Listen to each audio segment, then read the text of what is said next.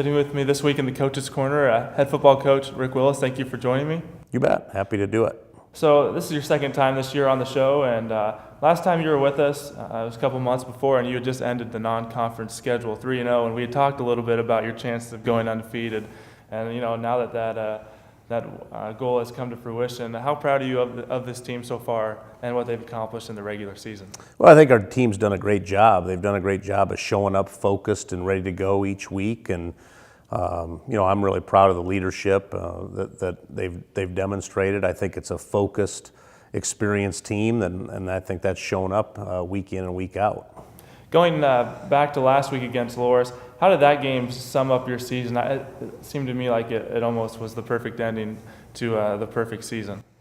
Well, it was an interesting day because of the weather. I think something that people will remember. We don't have that many opportunities to play in weather like that, and then we were able to kind of take control of the game very early, set the tone early. One of the things we talked about wanting to do, and then the thing just kind of, no pun intended, I guess, but just sort of snowballed, from there, and all three phases had success, and ended up getting a chance to have a lot of people play in the game, and it was a very special way to end the season.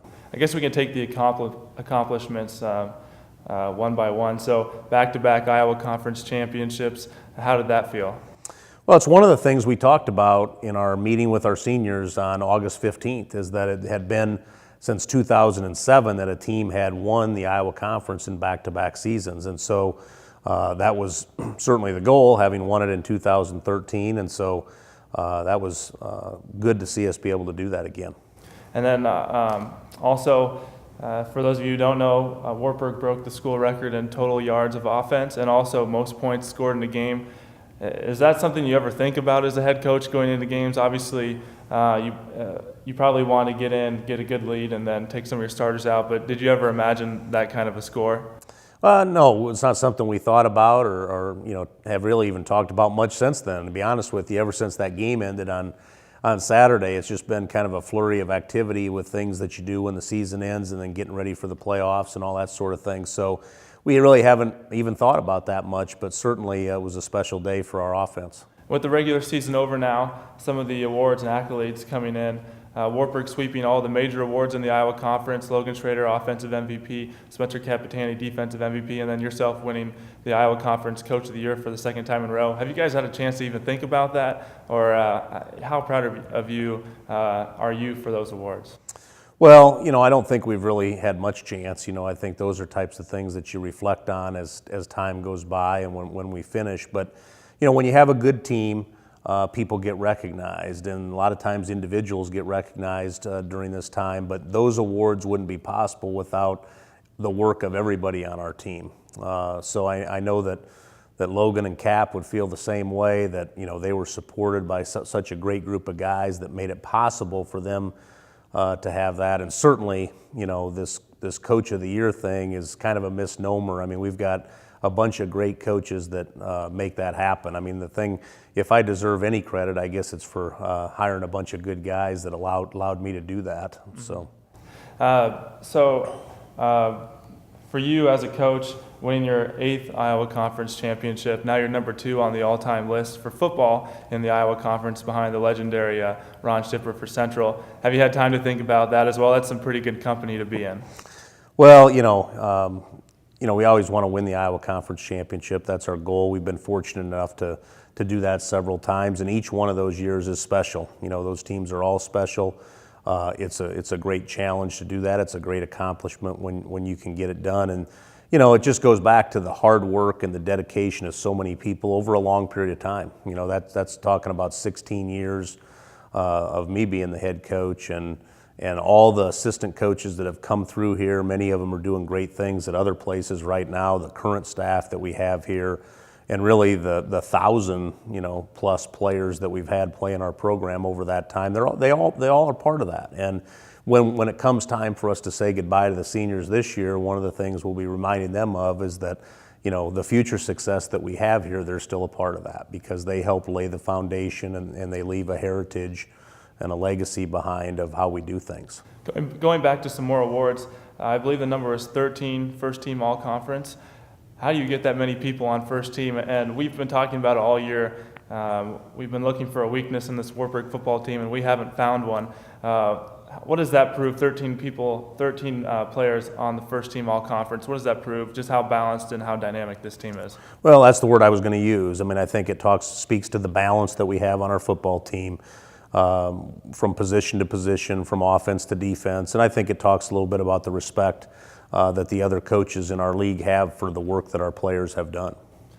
Enough with the accolades and all that. Moving on to the playoffs now. The D3 playoffs pairings were released this past Sunday.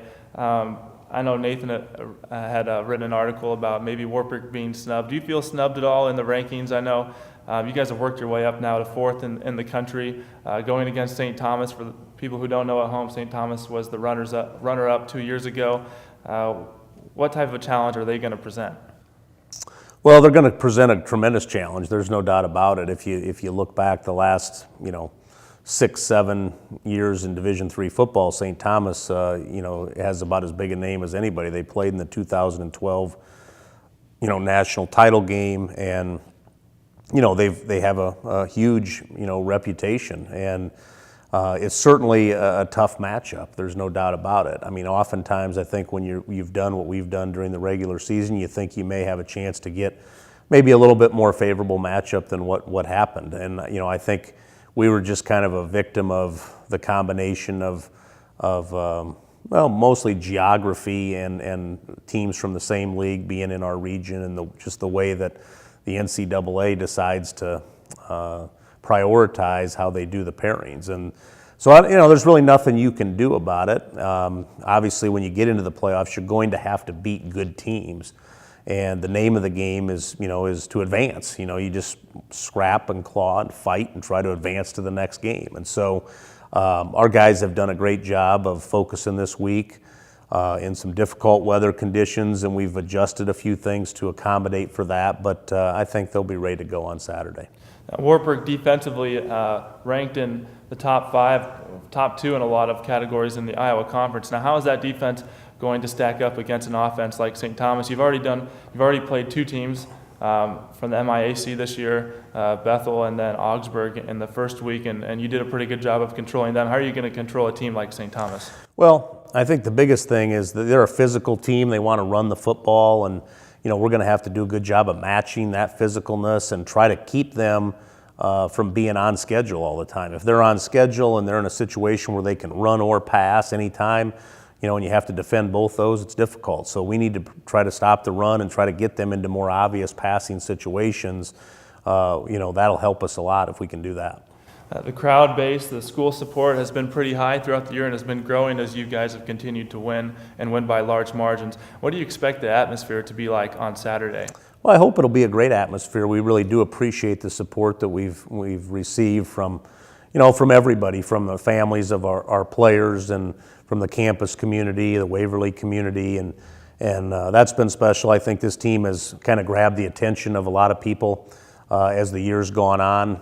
Obviously you get into the end of the year here and the weather gets cold and things like that, and you hope that doesn't affect the environment. But I certainly would encourage everybody to come out and support this team. These guys have done some special things, and I think they've earned that support, and it'll be great. We haven't had a home playoff game here since 2010, so that'll be exciting. At the beginning of the year, a lot of times the captains, seniors will sit down and talk about what their goals are, what they want to be remembered for. What do you guys want to be remembered for as you head into the playoffs? Well, these guys have high goals. I mean, they want to do something that hasn't been done here before, and so however far that means we advance, I don't know. I'm not going to get into predicting that, but I mean, they have refused throughout the season to put limits on themselves, and I think they're still in that mindset. All right, thank you, Coach. Thank you for your time. And the first round of the NCAA playoffs, that'll be at home Saturday at noon, Wartburg taking on St. Thomas. Reporting for Night Vision, I'm Seth Nutting.